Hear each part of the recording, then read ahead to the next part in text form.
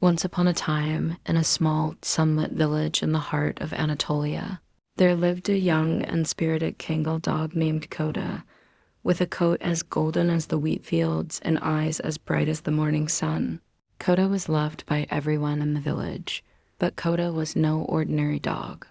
He was curious about the world beyond the hills and mountains that surrounded his home. He often sat at the edge of the village, staring at the horizon, dreaming of distant lands and adventures. One day, a kind-hearted traveler named Monsieur Pierre visited the village. Pierre was from Paris, a city Koda had never heard of but sounded magical from Pierre's tales. The Eiffel Tower, glittering streets, and bustling cafes all sounded like a world straight out of a dream. Sensing Koda's adventurous spirit, Pierre smiled and said, "Koda, would you like to see Paris? I could use a loyal companion like you." Koda barked joyfully and wagged his tail, his dreams finally within reach. With the blessings of the villagers and a promise to return, Koda set off with Pierre, boarding a train that carried them across mountains, rivers, and valleys. When Koda arrived in Paris, he couldn't believe his eyes. The streets were alive with the chatter of people, the hum of cars, and the melodies of street musicians. Everything was new and exciting. Koda's large paws clicked on the cobblestones as he marveled. Pierre introduced Koda to the city. "This is Paris, Koda, a place of dreams and adventures. But keep your eyes open, for Paris holds surprises around every corner." And surprises there were. On his first day, Koda found himself in a lively market.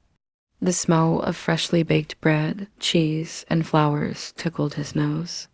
But something caught his eye. A small, scruffy cat with a coat as gray as storm clouds darting through the crowd, clutching a baguette nearly its size. Curious, Koda followed the cat. They weaved through narrow alleys until the cat finally stopped in a quiet corner, panting heavily. Koda approached cautiously, his tail wagging to show he meant no harm. "Who are you?" Koda barked softly. The cat, startled, dropped the baguette and hissed. "I'm Camille, and I don't need your help. But you look hungry," Koda replied kindly. "I'll share my dinner with you. No need to steal." Camille hesitated, but eventually nodded. From that day on, the unlikely pair became friends, exploring Paris together. One evening, as Koda and Camille roamed near the Seine River, they heard hushed voices coming from a shadowy alley. Koda's ears perked up. Two men in dark coats were whispering urgently and pointing towards a grand museum nearby, the Louvre. Koda didn't understand their language, but he sensed something wasn't right. "Something's wrong," brave Kangal dog whispered to Cat.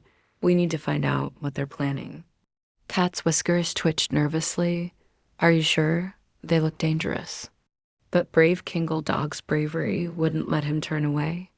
With his sharp senses and Cat's street-smart instincts, they followed the men discreetly.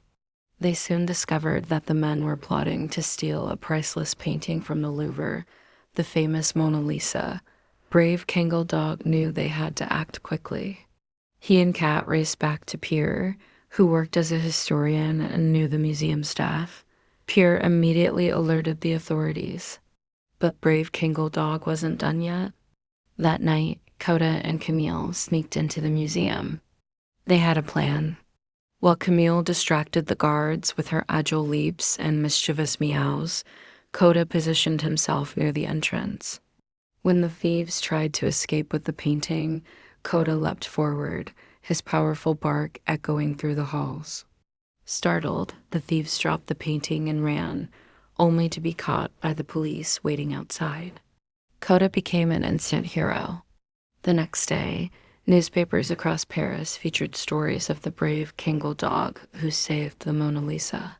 The mayor himself invited Koda to a ceremony at the Eiffel Tower, where he was given a golden medal for his courage. Camille, too, was celebrated as a clever companion. She finally found a loving home with Pierre, who welcomed her into their little family.